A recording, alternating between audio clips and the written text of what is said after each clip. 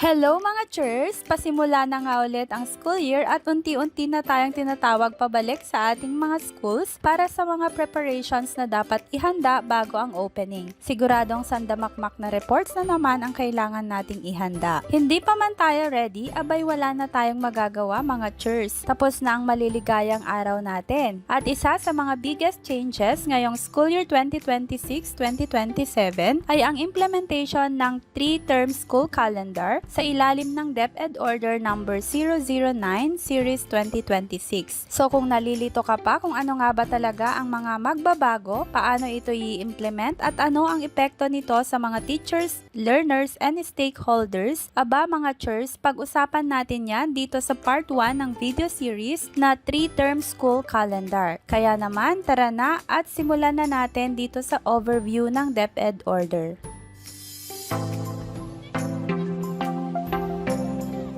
By the way mga churs, available na rin ang ating 3-term LAC session guide. Binubuo ito ng 3 complete PowerPoint presentations na readyng gamitin para sa teacher orientation or LAC session bago ang pasukan for school year 2026-2027. Kasama na sa product na ito ang mga reports, templates at iba pang possible documents na kailangan para sa implementation and reporting ng inyong LAC session. Perfect ito para sa school head, master teachers, LAC coordinators, or teachers na gustong makatipid sa oras, lalo pat siguradong maraming paperworks bago ang pasukan. At bukod dito, mayroon tayong ibang digital products tulad ng PMS Guide with Development Plan, NCOI Promotion Guide, at iba pang LAC Session Guides. Kung interesado kayo mga churs, just PM me sa aking Teching Teacher Facebook page to avail.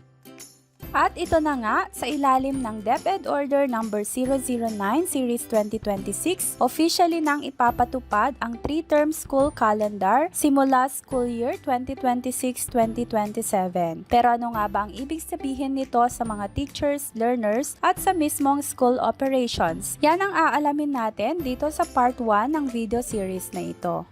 At sa presentation natin ngayon, aalamin natin kung bakit nagkaroon ng pagbabago sa school calendar at ano ang mga importanteng provisions ng DepEd Order at paano ito ipapatupad sa paaralan. Ito palang DepEd Order number 009 Series 2026 ay inilabas lamang noong April 6, 2026. Saklaw nito ang implementasyon ng 3-term school calendar sa basic education. Hindi lang ito para sa public schools, kasama rin dito ang private schools, community learning centers at mga SUCs at LUCs na may basic education programs. Why the change? Bakit nga ba kailangang baguhin ang dating 4-quarter school calendar? Ayon sa DepEd, maraming naging challenges tulad ng madalas na class disruptions, kulang na instructional time at learning gaps ng mga bata. Dagdag pa rito, ramdam din ng mga teachers ang mabigat na workload at sunod-sunod na administrative tasks. Kaya ang goal ng reform na ito ay magkaroon ng maayos na pacing ng lessons, mas tuloy-tuloy na pagkatuto at mas magandang learning outcomes. Alignment with national education reforms. Hindi lang basta pagbabago ng calendar ang layunin ng policy na ito. Nakahanay din ito sa iba't ibang national education reforms gaya ng ARAL program, 8-point socio-economic agenda at DepEd 5-point reform agenda.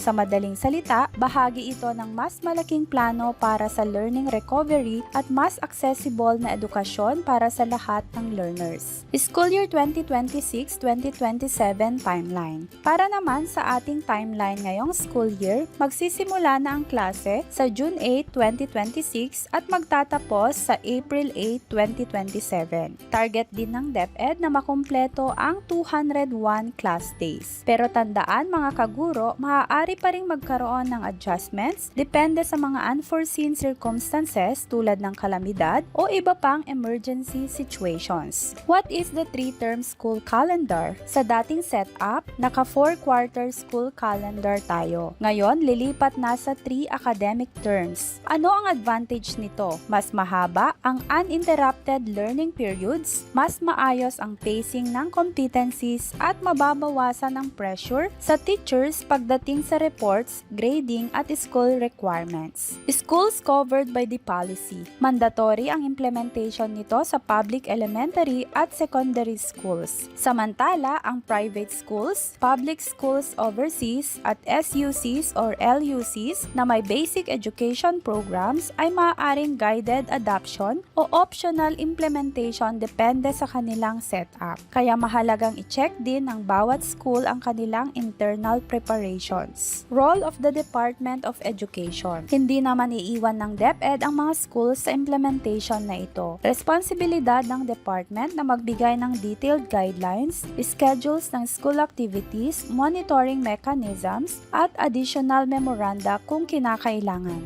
Ibig sabihin, tuloy-tuloy pa rin ang support at policy updates habang ipinapatupad ang bagong sistema. Expected benefits of the reform. Ayon sa DepEd, maraming expected benefits ang reform na ito. Para sa learners, inaasahang tataas ang focus, engagement, at retention of lessons dahil mas tuloy-tuloy ang learning process. Para naman sa teachers, target nitong magkaroon ng mas manageable workload, mas maayos na instructional planning, at mabawasan ang ancillary or non-teaching tasks. Aminin natin mga kaguro, malaking bagay talaga yan. Repealing clause. Sa ilalim ng bagong order na ito, nire-repeal na ang DepEd Order No. 12 Series 2025. Ibig sabihin, ang DepEd Order No. 009 Series 2026 na ngayon ang magiging pangunahing policy reference para sa implementation ng school calendar at related provisions. Key reminders. Bilang paalala, inaasahan ng DepEd ang strict compliance mula sa mga schools. Kailangang sundin ang official schedules at implementation guidelines. Mahalaga rin ang coordination with stakeholders gaya ng parents, teachers, local officials at school community para maging maayos ang transition sa bagong calendar system. Key takeaways. So ano ang pinakamahalagang tandaan? Una,